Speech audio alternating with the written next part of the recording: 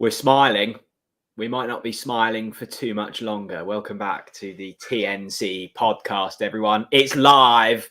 This is your Norwich City therapy session for the evening.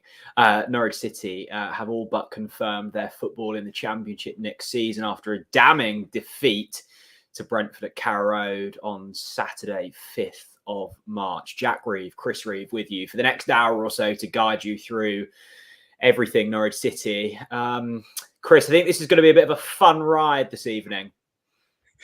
It's not, is it? It's not going to be fun. And I must start by topping this live TNC podcast by saying, of course, none of this matters today. None of this matters because, of course, what's going on in Ukraine right now, and we do have loads of subs out there. So, just wanted to say, sending all the peace and strength to the people in Ukraine, and I hope and pray it all finishes soon and puts things into perspective. But to the football, yes, Jack, it's a shambles, isn't it? Really, and we could go off in numerous directions tonight. There are so many fires to put out, both on the pitch and off the pitch, which I know a lot of supporters have started to highlight now more than ever before. I think it's probably been coming for a long time, but I think the magnifying glass is certainly on the top brass again at Norwich City. So I look forward to helping people with their therapy session this evening, Jack, and hopefully we can be well-rounded, right? We don't want to be too negative, but at the same time, we're not going to sit here and pretend it's all well and good, because it's not. It's a shower of shite. So brace yourselves, people. This is going to be a heavy one. Yeah, we'll get onto some of the maybe the bigger issues later on in the show. Let's just start with dissecting the defeat to Brentford first of all, though. It was 3-1. It could have quite easily been about 5-2. Chris, I think let's start with that first half, because Norwich City were very much in it. We started the better. There was a really good chance for Mino Rashica in the opening 3 minutes. I think Norwich City actually had 7 shots on target during the game, which was probably some of the most that we've had during this season, which I guess on one hand shows we were up against a fairly poor side in Brentford, yet still got well beaten on the day. Yeah, I think that's the thing that's really pissed me off, and I can't hide I'm not going to sit here and compliment Brentford. They're shit, and we lost to them comfortably. We lost to them comfortably, and they are shit. Let's be honest, they are. They are.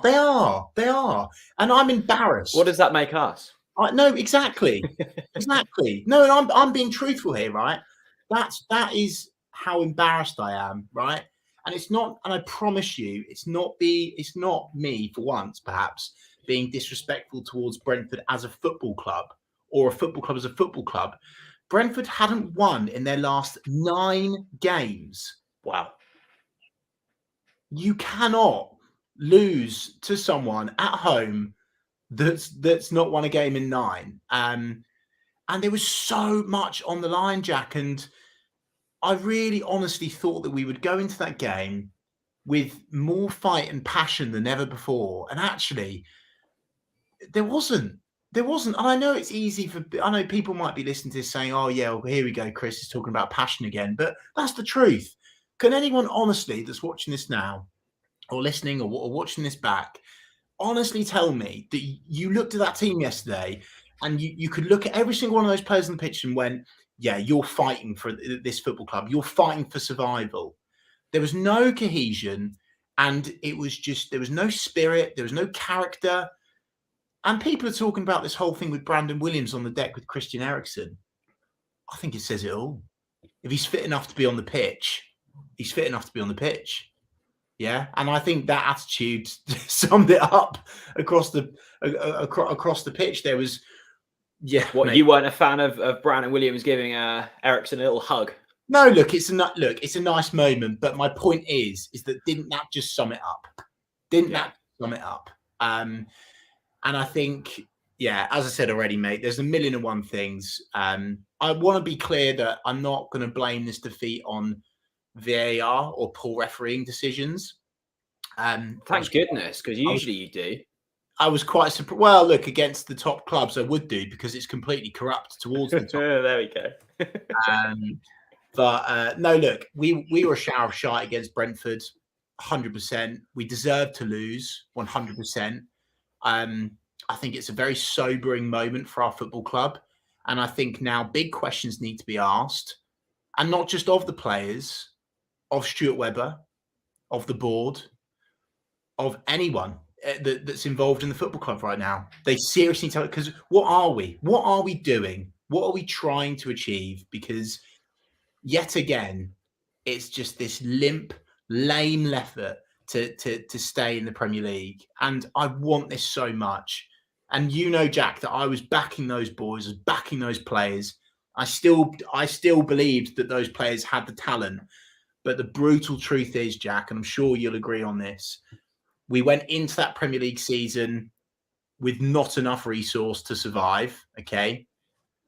We then we lost two big players in Skip and Emmy, which I hate talking about because I think we should move on, but it is the truth. As much as I tried to brush it to the side, it is the truth. And then the recruitment was masked as the best window ever. And we jumped on that train. Stuart Webber said he bought the tank, the bazookas, the grenades, everything. Having not sent Daniel Farke to, he said he'd sent Farke to war without a gun the previous time. He said he'd got everything. He loaded him up with ammunition this time. And I think the truth around the recruitment is, I think fans, including us, certainly myself, were blindsided by the fact that we smashed our record transfer fee, which for Norwich City, transfer total investment in one window. We smashed it, 50 million quid. Phenomenal amount of money for Norwich to spend, considering who we are and what we do and how we operate. But to splash it on players that aren't even playing, I even look at Giannoulis and there's 15 million pounds worth of player there that isn't even playing, right? And I know it's captain hindsight, I get that. But there's honestly the only player we signed in the summer that's worked, and I say worked just, is Mila Rashica. That he's not being played and he's not being consistent enough himself. And I'm really worried going now into what is inevitably going to be, I'm sorry to say it, we had to beat Brentford. You cannot, and they're shit. We should have beaten Brentford. And to concede a hat-trick to Ivan Toney is an embarrassment to our football club. It's an absolute embarrassment. It is unacceptable. It's unacceptable.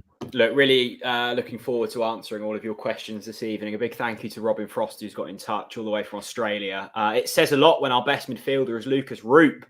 Chris Wilder would have been a better choice. Robin also pitched in with this. Gilmour, simply get rid of him. Gilmour and McLean are not very good together. I've put the polite thing on that. Chris, it raises a really interesting point, and I think it's a path that's already been very well trodden. The midfield is so poor. So poor. I mean, that would hardly function in the Championship very well. I think no. I disagree with that. I think it would function in the Championship well. Really?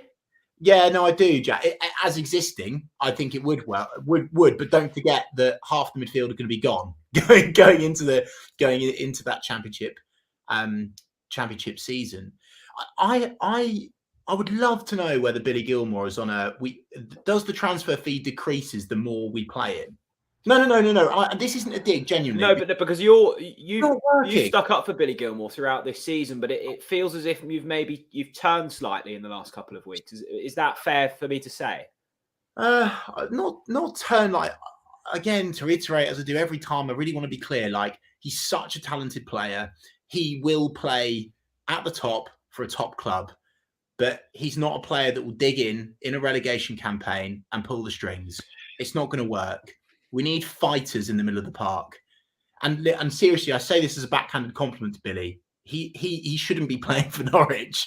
It was, on paper, it looked amazing. But I think we were so used to seeing, Oliver Skip come in for midfield and, smash 8 or 9 out of 10s every week. Whereas at the moment, Billy, and to be fair, all those midfielders, and I'll say this as well, which will shock a lot of people, Norman as well. They're putting 6 7s out of 10 now. And it's ever since he dyed his hair back. But I did read a few tweets on this. I've read lots of tweets actually over the last 24 hours, trying to work out what everyone's thinking and saying, which is quite difficult in our position. And a lot of people are hammering Kenny McLean, right? And people will be eye rolling already, going, "Oh, here we go. Chris is going to stick up for Kenny." I'm not going to stick up for Kenny because he hasn't been good enough, and I know that he'll know that. But the matter of the fact is, we didn't. All of our summer signings that were meant to help those experienced players that we've got in our City Football Club were non-existent, chopped and changed around by Daniel Farke, even completely alienated from the squad. So none of the summer signings work. And then in January, you're thinking, hello, here we go. We put a couple of, I think we got 2 wins. Was it 2 wins on the bounce we got in Jan? Yeah. At least the Everton was a win, wasn't it? We beat Everton. And Watford. And that was the moment where I think the brutal truth, Jack, is, and I want your opinions, I think I learned a lot about Norwich City. All this talk about progressing as a football club, we learned a lot about Norwich City's genuine ambition to stay in the Premier League come the end of the January transfer window. Because to not sign reinforcements in January was criminal. It was absolutely criminal. It's painstakingly obvious that we're short. And we've tried to botch it. And I feel bad for Dino. We've said to Dino, go on, Dino, here's a load of puzzle pieces that have been, as I say, alienated, injured, chopped and changed around, not enough game time, low on confidence. Go on, Dino, shaky, try and make something happen. For fuck's sake. Well, I think you're right. I go through feelings of being like, actually, we've been quite unlucky since Adam Eder got injured, just as we were finding a system that worked. We were starting to pick up points. Adam Eder gets ruled out for the season. I'm thinking, God, that's really unlucky. And then actually, I'm looking at this and going, responsibility over blame here. We knew that if Pookie or Eder got injured, we'd be left with 1. We were playing a system that played 2 strikers. We were relying on going half a season without an injury. That's not ever going to happen. And then the worst happens. Eder's out for the rest of the season. Suddenly, the system that was working has to be scrapped. And like you say, Chris, you're looking at that and going, even if it was a free transfer, just bring in a body that means we can play that system that was at least working to an extent. I do feel sorry for Dean Smith to a certain degree, but he would have looked at that squad and gone, okay, I can do something with that. And I must say, in recent weeks, I've looked at his team selections and gone, wow, you think that's going to work? And I guess it's because he hasn't got the players at his disposal, particularly in that midfield area where I'm looking at Gilmore and McLean and Norman. I'm going, that's far from balanced. It's never going to work. But then I'm like, well, we don't really have much on the bench. So it's a really tricky one. He's botching it. And this is, and I know that we'll come on to this, and we're going to be going around in circles tonight, people. So strap yourselves in. But this is a point which I really want to bring up here. Eddie, of course, friend of the channel, absolute top man and legend himself. His evening, lads, walked out after 70 minutes. And by the way, that's probably quite good compared to a lot of people that walked out. Just don't see where we go. You can't scrap the whole team and start again. No creativity. It was Brentford, not Chelsea, Man City. We've spoken about that latter part of that, Eddie, already, right? When you go and lose, if we lose how we did to Man City, Liverpool, one of the big boys, I would say, you know what, the gap's just too big. But to literally just throw in the towel and wave the white flag like we did against Brentford, the amount of individual mistakes was shocking. But this is the bit I'm particularly worried about, Jack, and is happening right now as we speak. Norwich City fans are becoming disconnected and completely out of the loop with their football club. They're not believing anymore. Why do you think that is? Because when it's we spoke about this before, Jack. It's acceptance, and the fact that people are leaving. And do you know what? I would have normally, if Eddie had come on normally and said that, I would have slammed him, saying it was a disgrace that he left early. But you know what? I don't blame him. Don't blame him, because we're not going to turn it around. We just put our heads down way too easily. We forget, don't we? Brentford for 2 minutes had gone 4-0 up. And of course, that goal was then disallowed. But it was like 70 minutes on the clock. There was no urgency. And you're looking and going, I was thinking, actually, what's the point of me staying here? It's freezing cold. We've hardly had a shot. There's no... Yeah. You know what the really interesting thing is as well, Chris, is when we spoke to Ben Gibson, like there's obviously belief in that squad. And Tim Krul came out last night and said that he still thinks that they can win 5 games from now until the end of the season. I know they have to say that, but you know, Tim's a genuine bloke. Ben Gibson's a genuine bloke. There is belief from somewhere within there. Do you have belief? No. So where do you think that's coming from then? Because I don't think they're lying. I genuinely think that they think they have enough to at least put a few wins together. But Jack, we've listened to this. We've been served up with this for so long. And by the way, I'm absolutely not just pinning this on the players. By the way, we've heard this from the football club. We've heard this from Daniel Farke. We've heard it from Dino. Like they have to say this, right? If you're an athlete playing the Premier League and you're not drunk on optimism and positivity, then quite frankly, you shouldn't be there, right? And do you know what? Fair play. I'll eat my words. I hope that they prove us all wrong, and I hope we survive, and it's the biggest success story of all time. But my belief is sapped. That Brentford game, I'm going to argue with anyone all day long. It was the biggest must-win of must-wins. You cannot lose to Brentford in that manner. Lose to them. Don't lose to them like that. Because all the fans now, I'll be surprised if there's a fan that believes we're going to stay up that's watching this now live or watching it back, make yourselves known. Yeah, give us some reasons. I applaud you for that. And I want what you're eating for breakfast, because this squad hasn't got the minerals to stay up, or hasn't had the resource to stay up, which then leads Jack into the accountability question. I don't want to play the blame game, and I do think that I do think everyone at the club holds some responsibility for this, but I do think questions need to be asked now. I'm not going to sit here and kiss the club's arse and pretend it's all good, because it's not. It's not. I cannot believe how poor the recruitment has been. And I know that I was very positive about it coming in, but that's because I got excited because I'm a fan, right? Yeah, we've obviously filmed a lot of podcasts in recent weeks, and I think you've been relatively optimistic considering recent results, and you've said that you still had belief, and it seems as if that's now gone. Chris, what was it in that Brentford game in particular that just made you say, no, game over? Because I'm right in saying that you going into Saturday's game, there was still faith. Yeah, I was pumped up, mate. I thought, you know what? This is the game where the players are going to be talking to each other, saying, do you know what? Let's prove everyone wrong here. Yeah. And even let's prove the fans wrong. Let's show them. Let's stick 2 fingers up and say, do you know what? Yeah, we are good enough. And we're going to push Brentford aside at home, because we should be pushing Brentford aside at home. But a key point for me, maybe actually, and it's not just the way that we defended, the way that we, in my opinion, didn't really fight. No, I'd agree with you on this one. I'm talking elbows, yellow cards. Fucking come on, lads. Come on. Yeah. Show the fans that you really, really want this. And I'm not talking about when the game's done.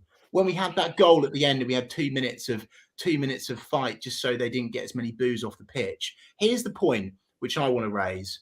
Of course, my old man's in the comment section, and he says, when did you last stand up when a Norwich player got the ball? Do you remember that feeling? And great point, Pete. Huckabee tweeted after the game, and I always think to myself, am I being a fan that's completely deluded here? Am I... let's listen to someone that really understands the game. Darren Huckabee, still annoyed that they had a centre-back playing out of position at right-back who couldn't run, was booked after 20 minutes, but for some reason, we didn't run at him once. And this is the thing, Jack. We've recruited these wingers. One of them is God knows where. Genuinely God knows where right now. Are we referring to Jollis? Yeah, and then Mila Rashica, we're not even feeding him the ball where he wants it. Like, Mila Rashica is picking up the ball on the edge of our box and trying to run like 40, 50 yards with it. It's bonkers. it's crazy. And that's for me where when we couldn't hurt Brentford, that's when I went, nah, we're not getting it. Not happening. There's I really want to answer the majority of the questions this evening because there's so much to get through. Multiple people have asked, so I'm not going to pull up one in isolation, but thank you to everyone for getting involved. The name Stuart Webber keeps getting raised. He's gone relatively quiet in the media in recent months. So we don't quite know what's going on there, whether he's staying, whether he's going. One thing we do know is the recruit. Going? Where's he going to go? Well, I don't know. Up a mountain. What I will say is the recruitment hasn't been particularly positive. Yes, you are. Sorry, that comment has just threw me off, actually. Yes. We know it. We've said it. Everyone's saying in the comment section. This is the thing that is bonkers about the January window, Jack. Because a lot of people are saying they want Webber out. And is that a fair assessment? I can really understand why people feel that way, because I would, as much as this might anger people, but first time in the Premier League under Stuart, I think for me, I agree with his psychology around, look, we've got here early. We've got literally nothing. I think we spent like 300 grand, didn't we, on Sam Byron for England. Remember that? He was good yesterday, by the way. Yeah, he was, by the way. Anyway, I can kind of excuse one season, but to make the same mistakes twice, I can't defend it, right? But then equally, I don't know where we are. I don't know where we are as a football club in terms of what is our genuine ambition, because on paper, and this will annoy people, but this is clearly how the board are thinking. On paper, happy days. We're making our money. We're not in debt. We go up and down, and we sell. We'll recruit someone from the youth. And to be fair to Stuart, he's very, very good at supporting with that. We'll sell an asset, and then we'll start the process again. So I don't think the board are going to. I know the board want the best, but isn't that a sensible approach to business? That's not necessarily Norwich City's fault. That's the way that football's gone, right? We're operating in our means. That's the argument here. But this is where I want some help from the comment section, because I've had to really look at myself in the mirror recently, and I've gone, do you know what, Chris? I think you've been wrong for 2 seasons, 3 seasons. I think you've taken it. I think you've taken it way too easy. And I think the reality is that it's all very well and good coming on camera saying we've got the ambition to progress as a football club, we're doing things the right way, yada, yada, yada. But it's not followed up. Facts don't care about feelings. And this is a very good point from Lee on Facebook, isn't it, Jack? Yeah, Lee says, so what do we support? A business or a football club?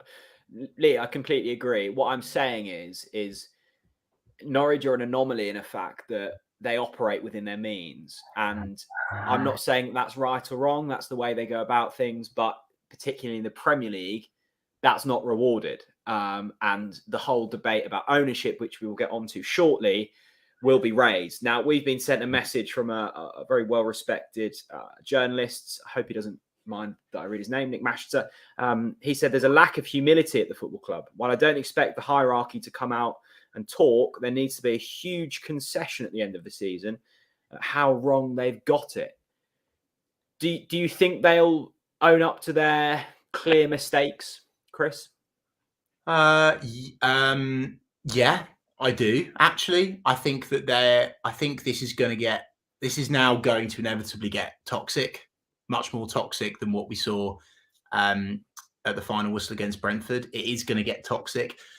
So it is going to get worse, and therefore they will have to come out and say something. They're not going to. I'll be surprised if they do right now, but they will have to come the end of the season. However, this is the difference. This time, Jack, I don't think the fans are going to accept what's said regardless of what's said. I don't think they're going to take it. I think you could do this amazing, wonderful PowerPoint, and you can blame COVID, you could blame the war, you could blame all sorts of things.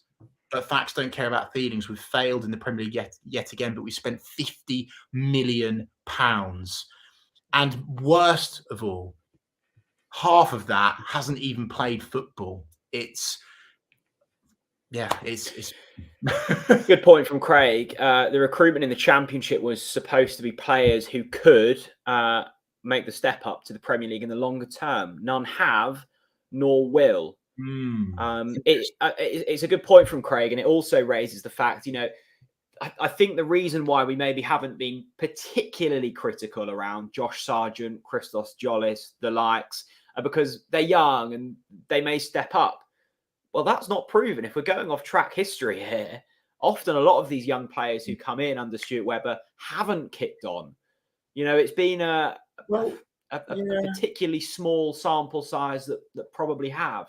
And do you know what, Jack? Yeah, they probably will in the Championship. If we keep them, they probably will. I do think, I know a lot of people are saying that we won't bounce back straight away, and that's always said. I do think there is now, you know what I've been saying, Jack, this season about how the gap between the people fighting at the bottom and even mid-table is so big. It's so big.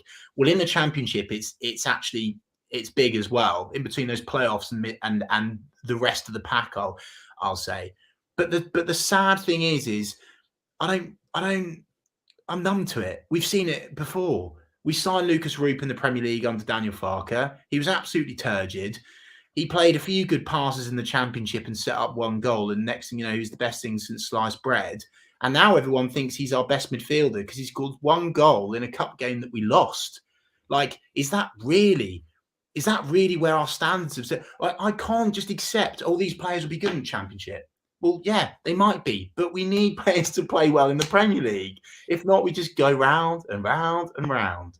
Oliver Hill, of course, a good sponsor of ours. Links to Oliver's website are in the description. I feel we spent quite well in terms of amounts, but 4.5 million for PLM, 9 million for Sargent and Jolis, etc., etc. Who the hell pays that for those kind of players? Well, Chris, we were told by a good friend and source of ours that Norwich City were warned, don't go near Josh Sargent, not for that kind of money. And they went through with it and deemed it a risk.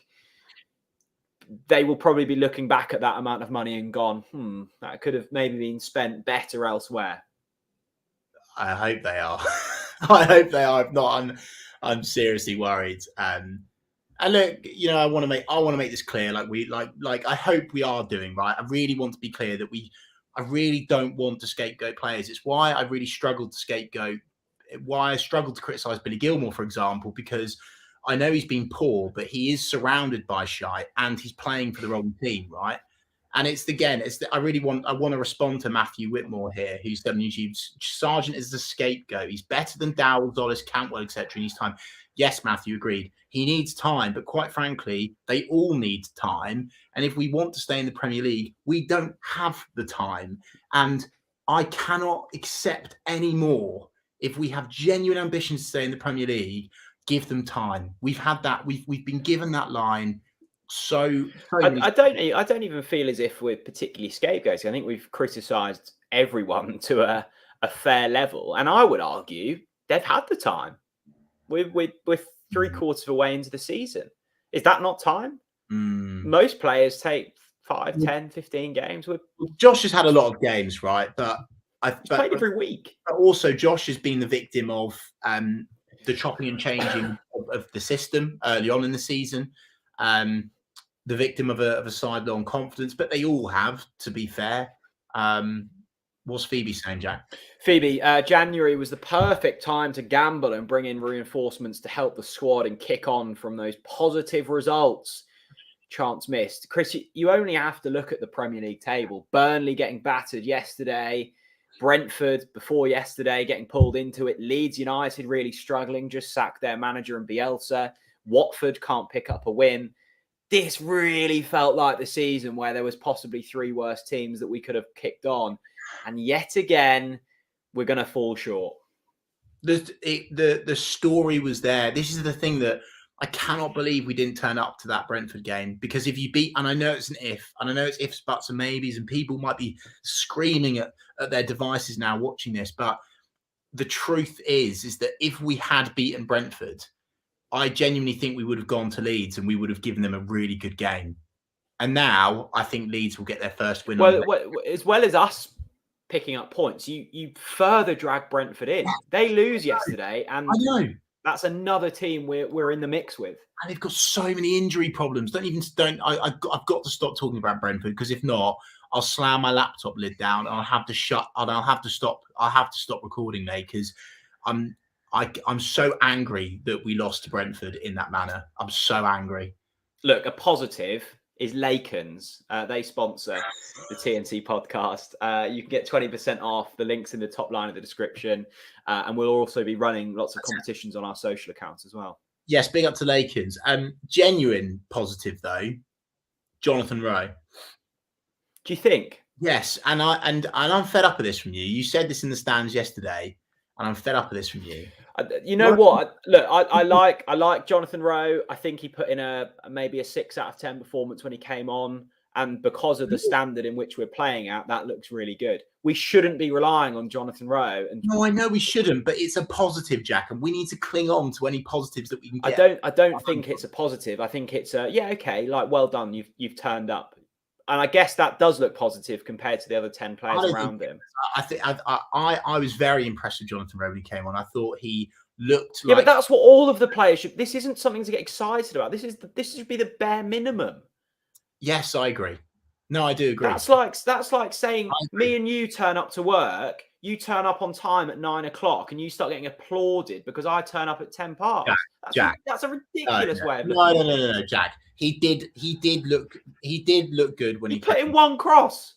Is this the levels we're at? Well, look, it was an assist for a goal as a youngster, mate. It's a positive. Look, I need some positives in my life right now. You're not having that as a positive. I'm not giving you that. So what's your positive then? I haven't got one. Lakens tastes nice. The pie, I got a halftime pie yesterday. It was delicious. It was going so well. That was my positive. And then I dropped a load of gravy down my coat. Right. Next discussion. Teemu Pukki. Another goal. I know. Look, Teemu Pukki is aging, and the way in which he has done so well for Norwich City in recent seasons is playing on the shoulder and having balls played in behind him. Now, that system has changed. We're not playing them balls before, which is an instant disadvantage. Teemu has had chances that he's missed this season. He hasn't had many chances. I think Teemu's actually been fairly good throughout the season. My worry comes that we're playing a striker in Teemu Pukki, our only striker, may I add, who's fit at the moment, in a system not suited to him. That's a worry. And I'm looking at Dean Smith and Craig Shakespeare here for that. Pukki looked good when he was alongside Adam Eder. What else can you do? But what else? But actually, no. Do you know what? I'm going to completely go against you there. Don't you dare blame Dino and Shaky for playing Teemu. He's got nothing else. No. I'm not blaming. No, I'm not blaming them for playing Teemu. I'm blaming them for the system, because the system doesn't suit our only striker. We need Scott Dack saying Teemu Pukki is the most isolated striker in the league. I would agree with you. He had one chance yesterday, maybe two. I agree. No, I agree. And the point that I wanted to bring up around Teemu is not to criticize Teemu, but the fact that our main striker has only got 7 goals in the Premier League. He's as was said there, so isolated, not playing him in, not getting enough shots on goal. And look, Teemu's the least of our worries, but it's such a frustration for me because I think that Teemu is one of maybe 4 tops Premier League quality players, and we're not playing to his advantage, which is so it's baffling. It's absolutely baffling. Yeah, it is. You look. The thing that really got me yesterday, and we've lost so many Premier League games, and I've walked away from a lot of Premier League losses, having enjoyed the game and thought, okay, we put up a fight there. These constant, long, hopeful, useless balls forward into a 6-foot striker who's not going to win headers, and even if he does win the header, there's no one to run onto them. I am banging my head against the wall. What are we? I'll tell you what we're doing. I'll tell you why we're doing it. Is because Grant Hanley and Ben Gibson get the ball, and they're not good enough to play a really shredded through ball. And I don't think that's being critical. I don't think they're the best defenders with the ball at their feet. And their other option is knock it into Kenny McLean, who's going to be even worse with his feet. So their only option is to lump it forwards into a striker who's not going to win a header. What a depressing way to go about Premier League football. Shambolic. The main man, Vizza, has arrived. He says, and that says a lot because we can be shite. Vizza, good to see but you. that's the difference. That's the difference, though, isn't it? Burnley, I know that they've had shit tons of money ploughed into them from selling their main strug to Newcastle, but they've put a run together and we had an opportunity on a silver platter. Like this Norwich City team, they couldn't have asked for anything better. Here is Brentford at Carrow Road. And it's not just Brentford. They've got an injury crisis. Oh, no, it's not just an injury crisis. They've got a confidence crisis. Here you go. Feast yourselves, boys. Brentford at home. And we bottled it. We bottled it, Jack. And I cannot believe that we did it in the way that we did. I cannot believe it. Delia Smith. She's got a new book out and she's been doing the media rounds. I love listening to Delia Smith. I love Delia Smith. I think I probably get criticised for my love of Delia Smith on many occasions, but the question will keep coming up and I have to listen to it now, Chris. And some respected figures have come out and said Norwich City won't survive in the Premier League as long as Norwich City have this ownership model. And I kind of have to agree. I can't see it working. The funds aren't there. Well, I hope the cookbook does well. She's going to need to sell a few. It's not a cookbook, actually. Oh, it's not. I was surprised. No, it's a book about the meaning of life. Oh, wow. Yeah, Really? I'm going to get it, actually. It sounds quite good. Living egg. Yeah, well, let's pump the sales up on that. Fingers crossed it's a big hit because we need to sign a striker in the summer. Maybe if we all buy a book, we could afford a striker in the summer. I want to address this for the people that are watching this live and the people that will watch back. There is this weird, and I know this is like personal to us now, but it really pisses me off. People think that we're in bed with the football club and Delia and blah blah blah. Like we cannot be clearer. We really respect and admire and love and adore what Delia and Michael have done with our football club. They are the best custodians of this football club you could ask for. In my opinion, they are the best, right? But they have no money, absolutely no money. And so, to be clear, just like I was last time we got relegated from the Premier League, we need investment to progress as a football club. We need investment to survive. I think it's got to that now, Jack. We need investment to survive. You can't go to the Premier League with our current ownership and genuinely do it because Stewart's had 50 million quid and literally just gone like that. And when you've got Delia and Michael in charge, I'm not sure he'll ever be granted that sort of funds ever again. And like, I love and admire what she's done. And Michael Wynne-Jones, by the way, who doesn't get enough plaudits, right? But and I know that the comments are getting angry now, and I agree and I understand why. But I think what's the thing that frustrates me, Jack, about the current situation around the board, they've not made it clear, in my opinion, that they are looking for external investment. And in actual fact, in the last AGM, I believe it was more or less said in grey terms that they weren't looking for investment. And that as a fan is what really turns you off, because you're like, well, actually, what's the point then? Because it's quite evident you're quite happy to just sit here, cash in season after season, kind of get lucky every 2 or 3 seasons when you know you have a bit of stroke of genius. You know, you manage to bring in a Daniel Farke or you manage to bring in an Emi Buendia, but it's just so I just wanted to really be clear on that. I love and respect what they have done, but we need investment to survive. And I think people quite often criticize us for not, you know, slamming Delia. I don't think Delia and Michael Wynne-Jones need slamming. I don't think they need abuse, but I do definitely think they should make it clear to supporters that they want to get more investment to progress the football club, because if not, it's clear that they don't. Yeah, I think it's more of like a passive listening than an active, isn't it? They're not taking the club to market and going, look, we're up for sale. They're going, look, if anyone wants to buy us, come in with an offer, and if we like you, we'll sell. And that's probably not going to happen with a club like Norwich City. You probably need to actively take to market and see what happens. And I guess there'll be a vast amount of people watching tonight as well, Chris, that say, I don't want Delia to sell. I'm happy with how things are. with a good season every other season.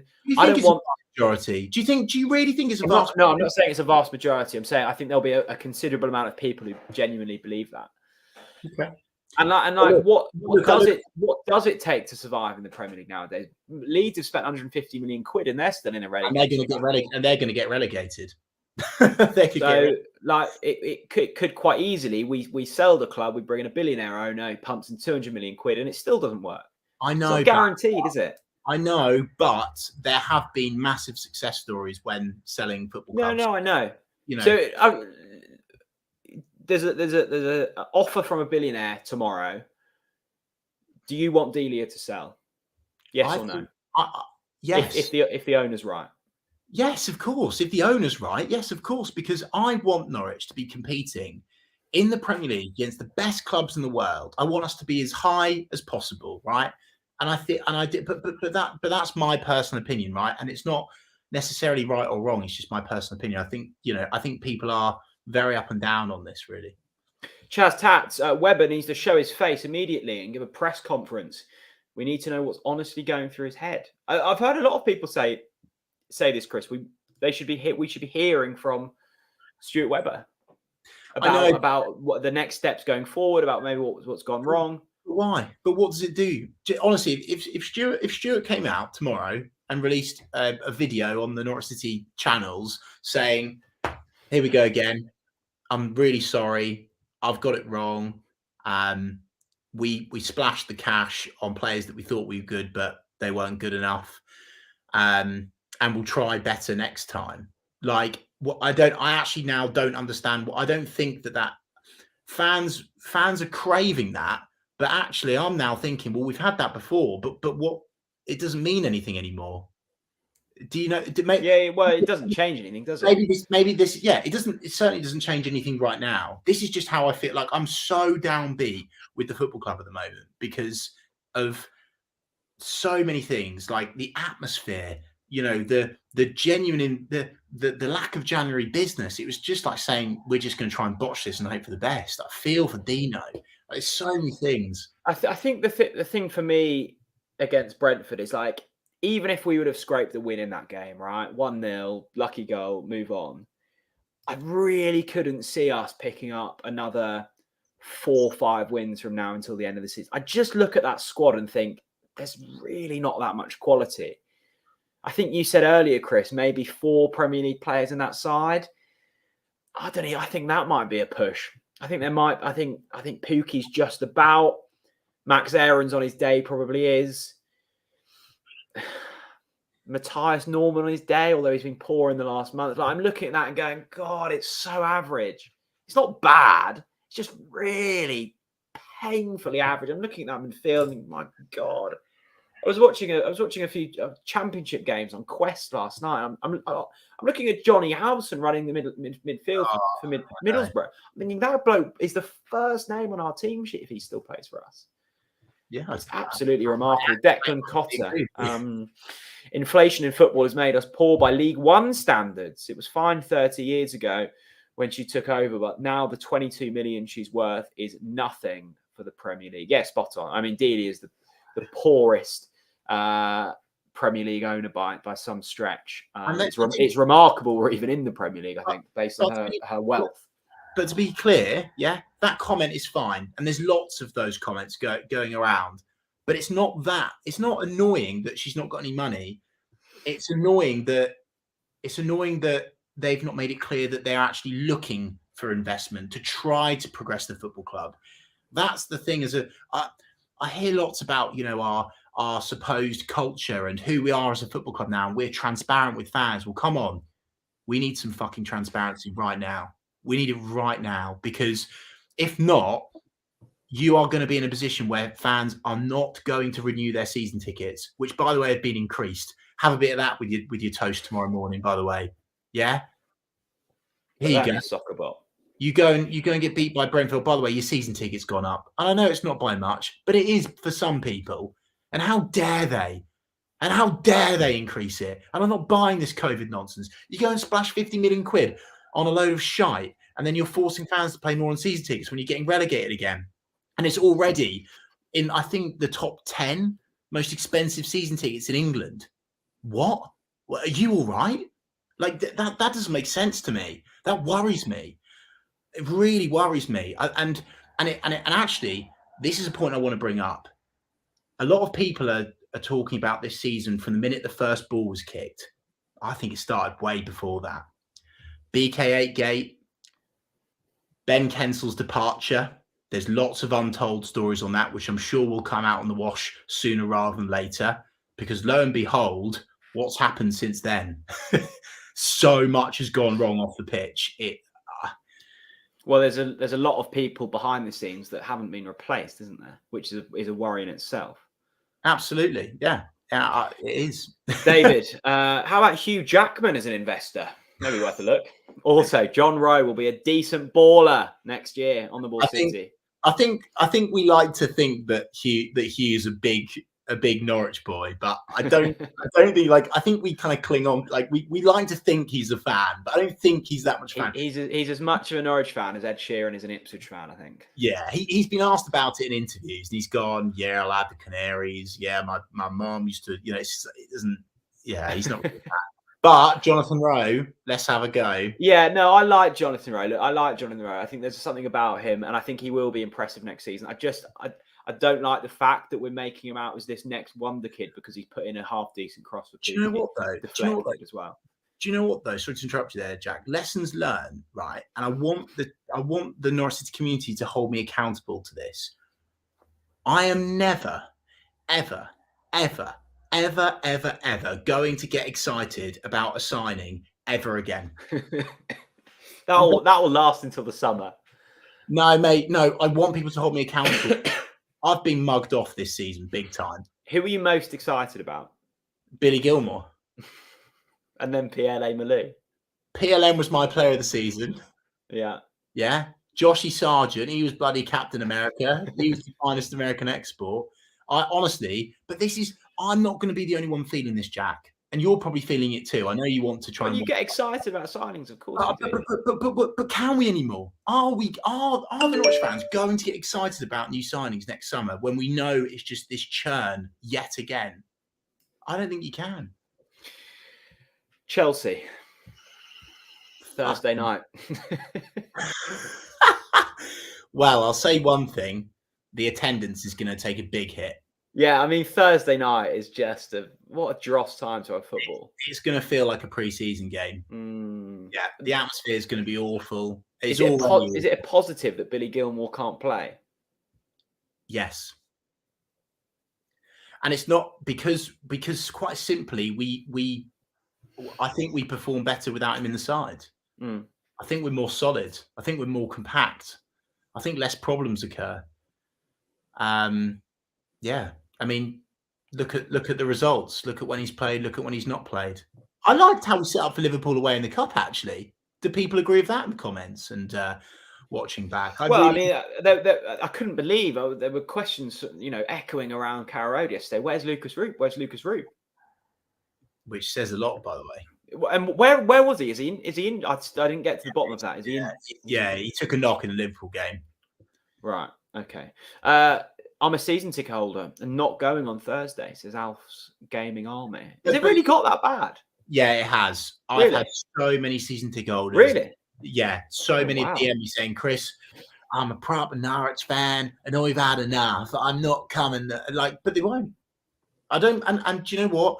I can't fight against them. I can't argue against them. I can't try and lure them into it because what have I got to sell people to turn up on Thursday? Nothing. Well, you just go. There's always something, however bad it gets, in the back of your mind going, what if? And to be fair, we always do beat one big team. Yeah. We haven't beaten our big team yet. Yeah. Maybe it's European. And God, I tell you what, do you know what is going to really ruffle me right up on Thursday night? These Chelsea fans singing Roman Abramovich. That is going to really ruffle me right up. Well, there might be some of that, and there might be some Billy Gilmore chants as well. Yeah, from the Norwich fans. Well, both ways. Yeah, exactly.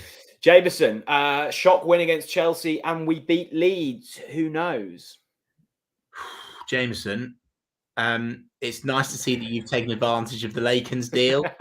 If anyone else wants to think like Jameson, you can 20% off Lakens using the link in the description. That is a thing, isn't it, Jack? Still.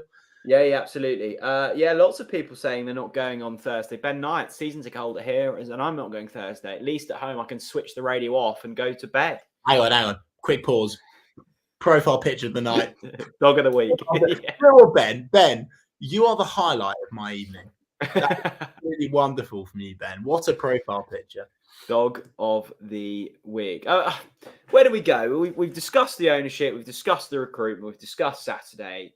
It feels as if we're just saying the same things over and over. And that's the most frustrating thing. We know the issues. What have you seen? I've just seen this comment from David from Microsoft. My grandfather, Neville Parrish, was an unofficial mascot for the club starting in the 40s. He must be rolling in his grave. Fucking hell.